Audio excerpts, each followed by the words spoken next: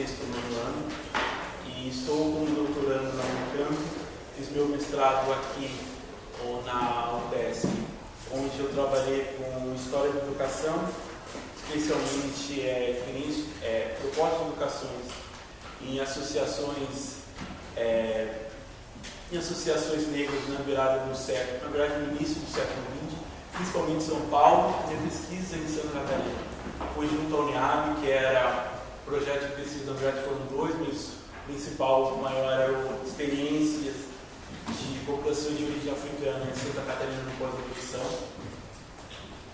Continuo atuando no UNEAB, mesmo morando em São Paulo, organizando, junto com o pessoal do UNEAB, com formação de professores, alguns cursos, palestras também se encerrou as pesquisas.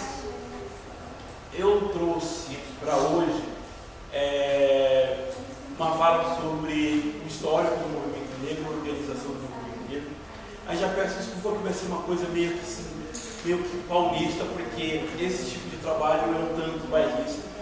Apesar de existir organizações negras desde o pós-abolição, desde antes até da abolição, em diversos lugares do Brasil, esses estudos geralmente se concentram em São Paulo e no Rio, e até com pesquisadores dos Estados Unidos, que fazem, quando eu falar de história de movimento negro, lidam sempre em São Paulo e Rio, por conta até de alguns movimentos que surgiram nesses dois lugares e depois foram se abrindo.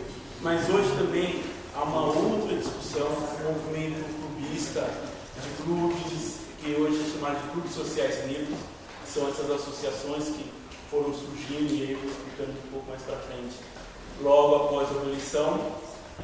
E esse movimento clubista começou ganhando muita força, na verdade, a partir do Rio Grande do Sul mesmo, somente em Santa Maria.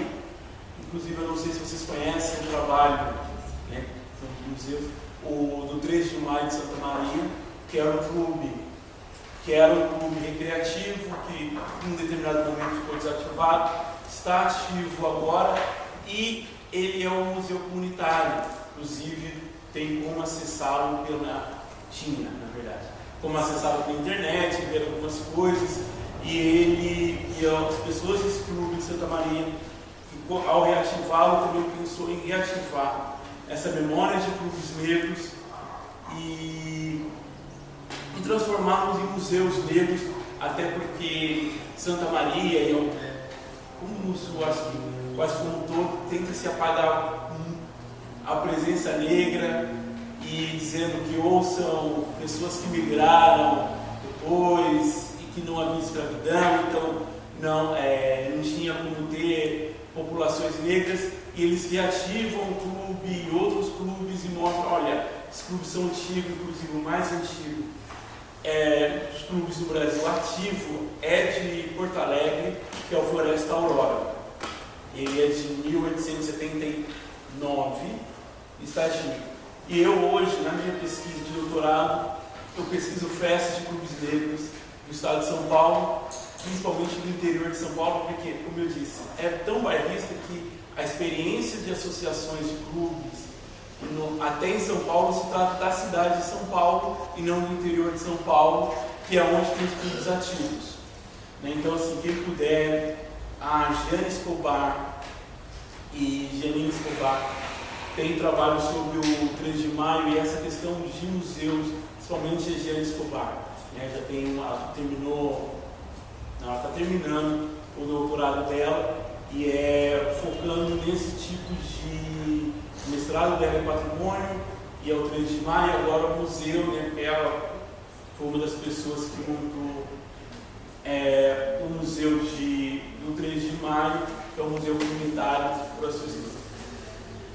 Então, hoje, a gente tem essas organizações negras, MNU, Alvo Negro, agora, na verdade, não é nem grandes, mas tem também coletivos pequenos, como a Afrobase, que diz respeito, por exemplo, à extensão da cidade de São Paulo, que é um coletivo de jovens específico de uma região de São Paulo, da cidade. Tem diversos outros coletivos que vão se organizando via plataformas, né, com uma defesa da superação da desigualdade racial.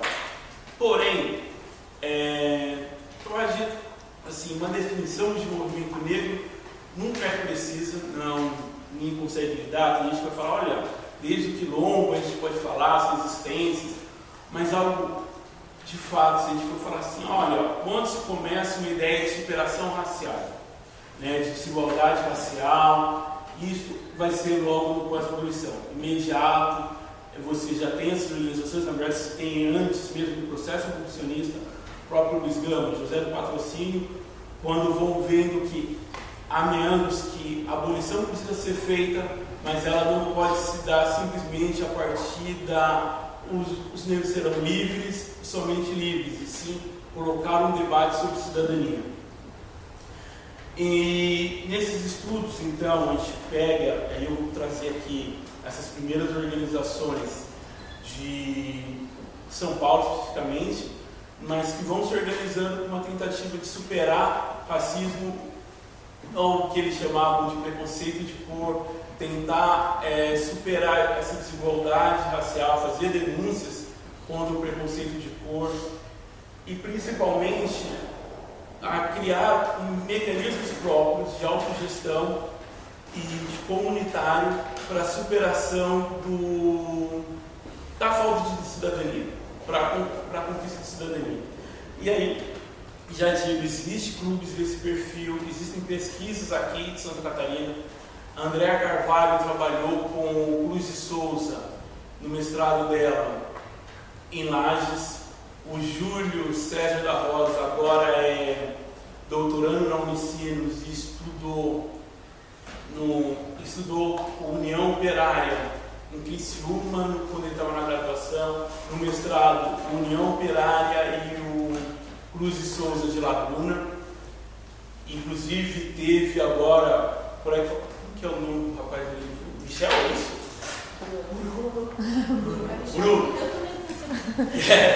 Então, como ele falou, até teve agora um encontro em Laguna, dentro do Clube de União Operária, o Júlio estava lá também, né? E esses clubes estão ativos, estão pensando nos problemas. O Júlio tem essa pesquisa, Maria da Graça Maria tem pesquisa aqui sobre associações de Florianópolis, então tem bastante, mas como eu disse, pensando nessa ideia de que isso vai formar um movimento negro, geralmente as pesquisas tratam mais de São Paulo e Rio de Janeiro.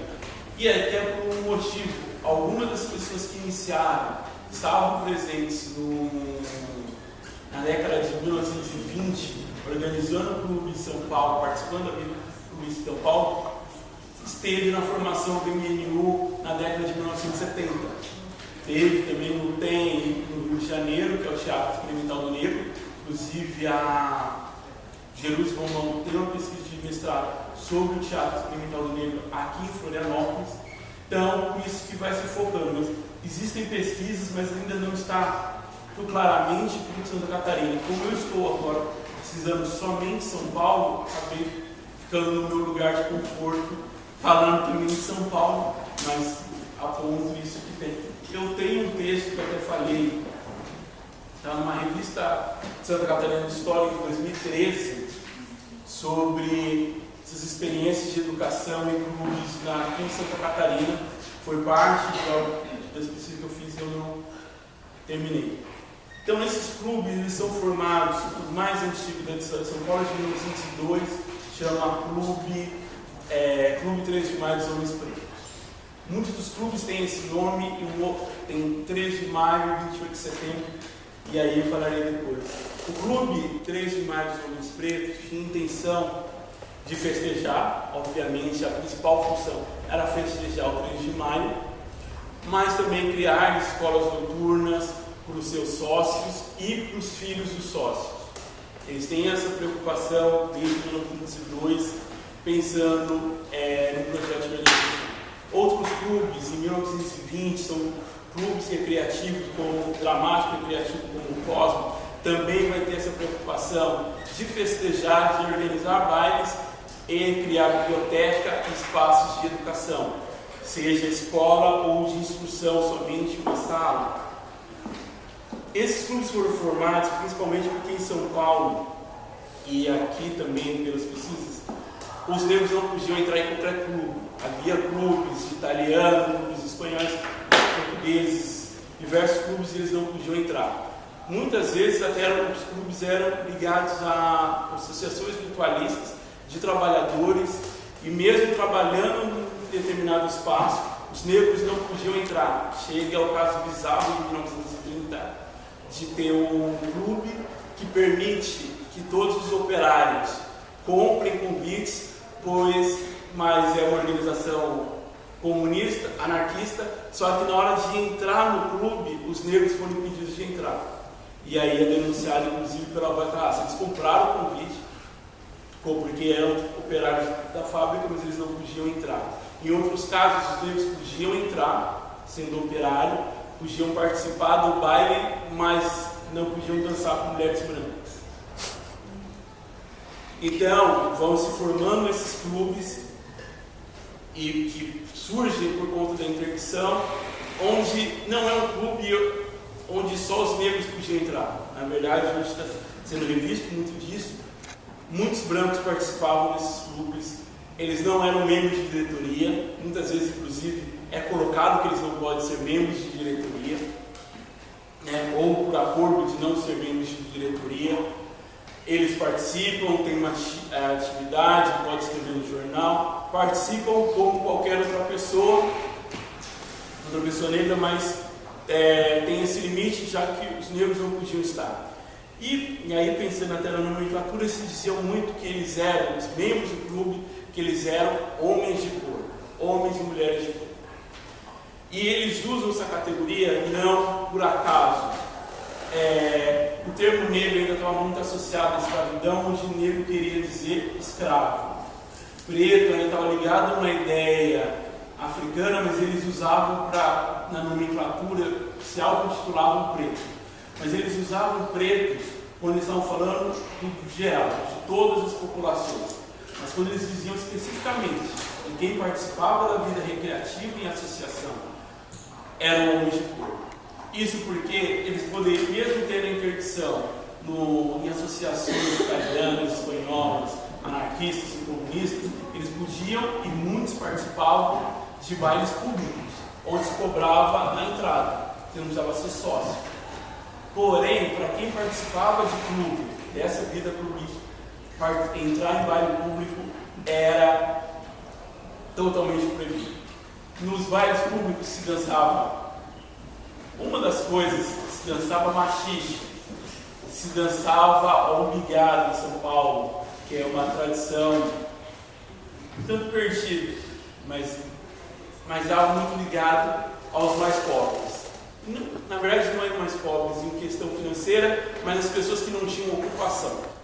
Aos malandros, quem vivia de bico, quem não conseguia um ofício e eles queriam romper com essa ideia. Nos jornais de São Paulo, quando se trata da cor das pessoas, chega-se ao ponto, falar dos negros, sempre é numa posição inferiorizada, ao ponto marginalizada, ao ponto de dizer assim, não se conhece, não se tem suspeito sobre um determinado crime, mas foi visto um negro andando por ali, naquelas reuniões, pode ser que seja ele.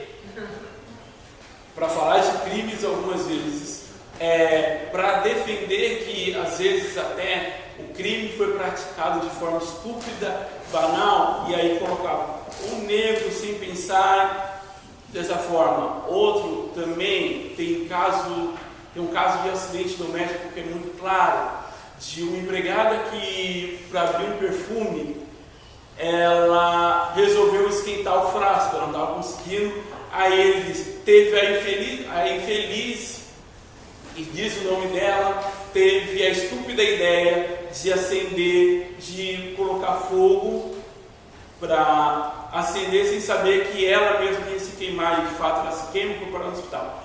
Então, a imagem do negro, das populações negras nos jornais é infantis, pessoas sem consciência e muito ligado ao crime. Relacionamentos interraciais na grande imprensa é sempre visto como o negro que se aproveitou da mulher branca e fugiu, ou fugiu até com ela, né? Então, como se fosse um rapto. Então, esses homens de cor tentam fugir dessa imagem. Não é só a imagem do negro da escravidão, é a imagem do negro que se tem no jornal. Vocês já devem ter estudado isso, não? Mas esse é o ápice do racismo científico do século XX, né? Onde se discute teorias raciais e pensando num grande debate que é se devemos embranquecer a população brasileira só trazendo migrantes ou miscigenando, né? Qual seria o futuro? E reconhecer uma coisa: negros, africanos estão na inferioridade racial. Então, eles observando esse tipo de coisa, criam diversas ações para que sejam vistos de forma diferente.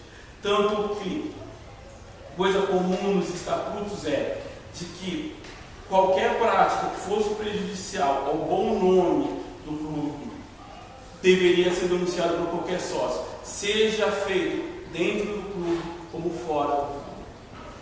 Em qualquer lugar, um sócio não podia se comportar mal, não podia estar fazendo na capoeira, não tinha que estar no Largo da Banana tocando samba na caixa, que é inclusive a tradição de escola de samba de São Paulo.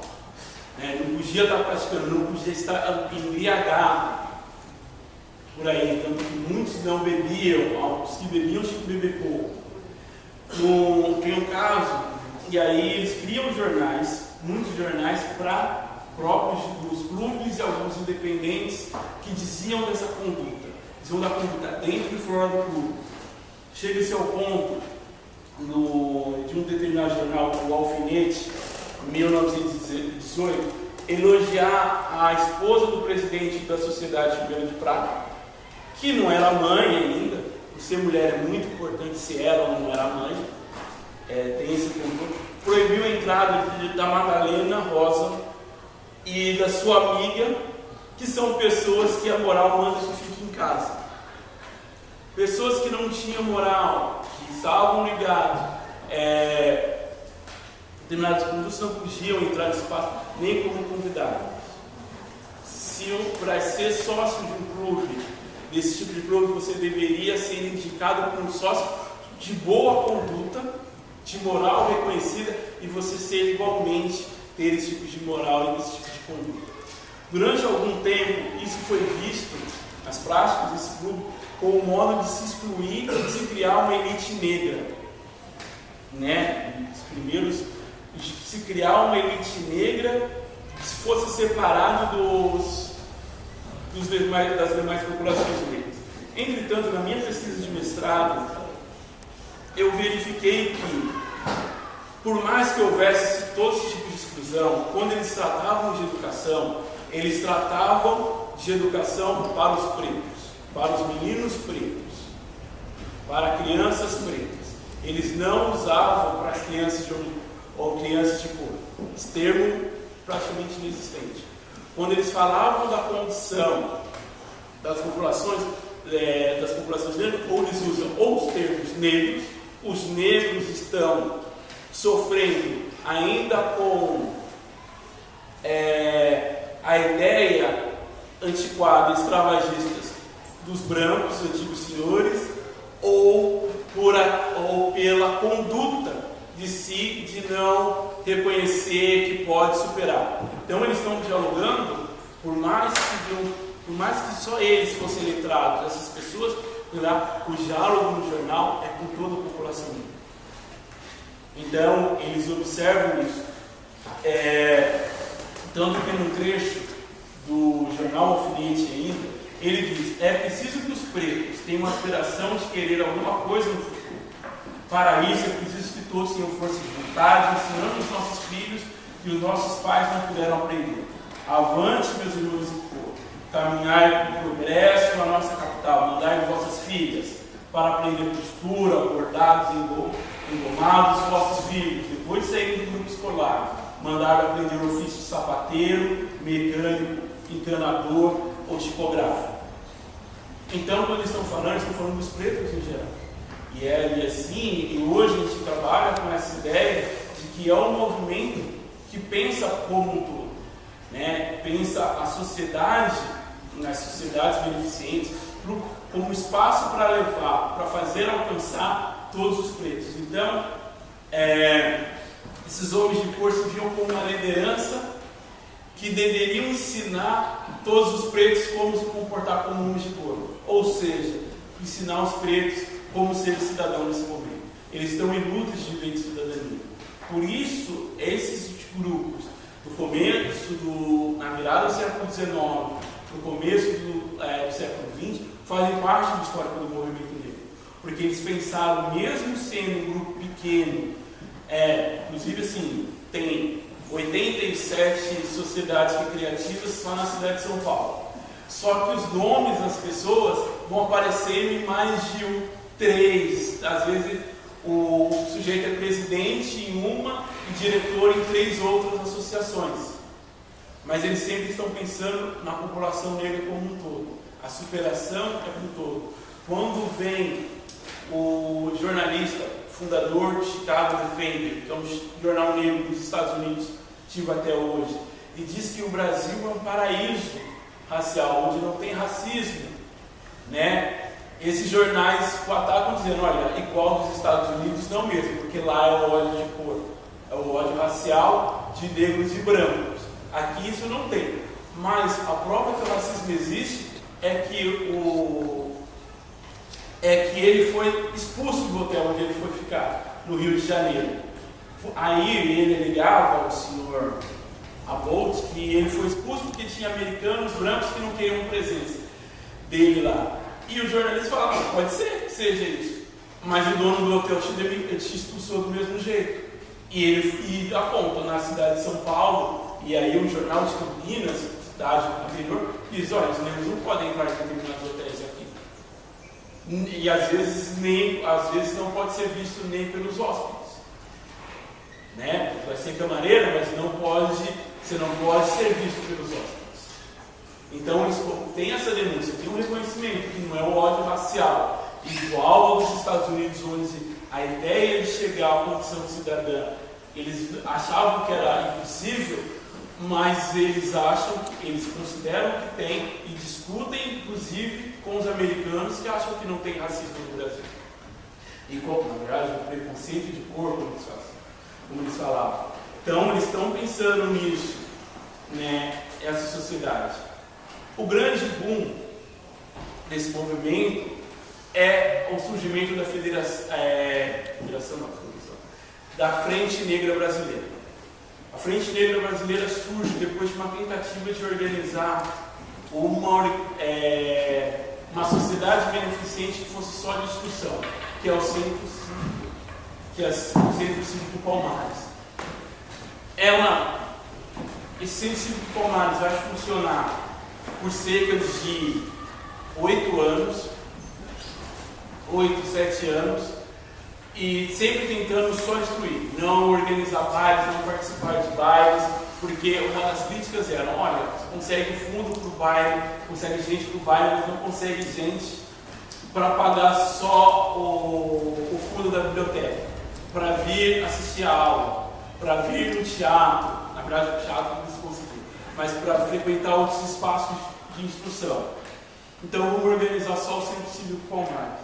O Centro Cívico Palmares funcionou na casa do Inácio Amorim, que era secretário da primeira organização negra, que era o Clube 13 de Maio. Ele funcionou a maior parte do tempo na casa dele, porque não tinha espaço. E ele cedeu um espaço, terreno, para se construir a sede do Centro Cívico Palmares.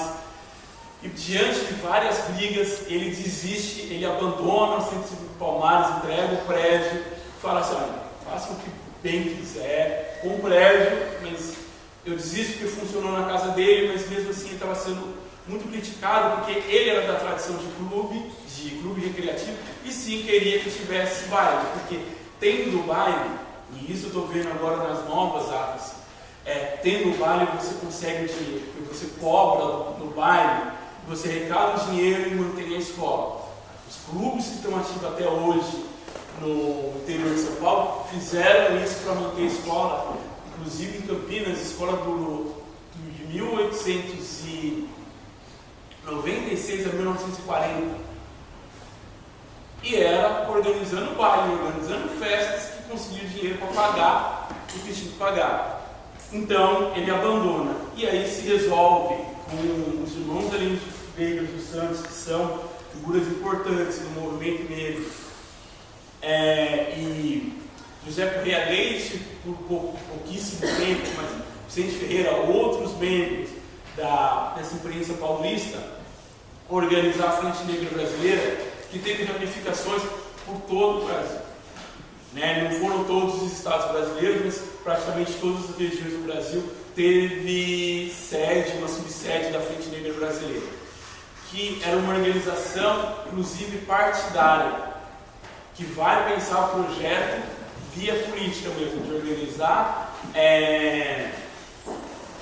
campanhas eleitorais. Não é uma experiência nova. A Frente Paulista dos Homens de Cor, a Federação Paulista dos Homens de Cor, a Federação dos Homens de Cor no Rio, também tentaram esse tipo de coisas, de montar deputados que conseguisse, via política mesmo, via governo, garantir a população negras, de acesso. A Frente Negra teve uma trajetória mais organizada, inclusive a prefeitura, na verdade, o Estado financiou a escola que ela organizou por 5 anos, até ela ser fechada pelo Getúlio Vargas, quando ele proíbe a participação política. Não tem mais partido político, a Frente Negra é impedida de atuar. E aí vão se criando outras organizações, mas mesmo com essa barreira do Getúlio Vargas, existem ainda organizações negras recreativas que vão fazer combate ao racismo. Inclusive, a Federação Paulista, a Frente Negra, antes de ser fechada, pede ao Getúlio o fim da proibição da entrada de negros na Guarda Civil Paulista. Negros não podiam participar da segurança, nem de nenhum tipo de segurança pública não podia participar até 1935. Eles pedem então para o Getúlio barrar esse tipo de coisa. O Clube Renascença, o Clube Carnavalesco do Rio, isso é o Renascença, vai pedir também que ele peça que barre as intervenções sobre outros clubes que os negros não podiam participar. Então eles têm ainda essa mobilização, mas eles se mobilizam muito durante o governo de Getúlio Vargas, via Vargas, mandando cartas, fazendo manifestações diretamente a ele, inclusive porque ele colocou que o racismo deveria ser proibido. E elas vão funcionando de forma esparsas durante o governo Vargas, até que na década de 1960 começa a surgir grupos negros que tinham uma noção de que só se escolarizar não bastava para a superação. Mesmo escolarizados, eles